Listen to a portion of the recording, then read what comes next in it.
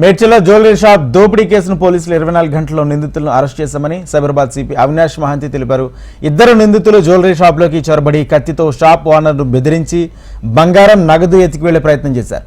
Shop owner కేకలు పెట్టడంతో నిందితులు అక్కడి నుంచి పరారయ్యారు. ఈ కేసులో ముగ్గురు భాగస్వామ్యం ఉన్నట్లు పోలీసులు గుర్తించారు.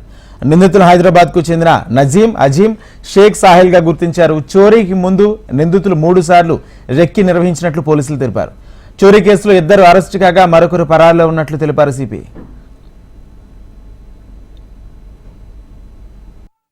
మేడ్చల్లో అక్కడ ఒక జ్యువెలరీ షాప్ లో వచ్చి ఓనర్ వాళ్ళకి అటాక్ చేసి దాడి చేసి ఏదో they attempted to take away some things, కానీ అది సక్సెస్ఫుల్ కాలేదు, వాళ్ళు పారిపోయారు అండ్ అది బాగా వైడ్లీ రిపోర్ట్ అయింది. సో దాంట్లో మన తరఫ్ సైబరాబాద్ సైడ్ నుంచి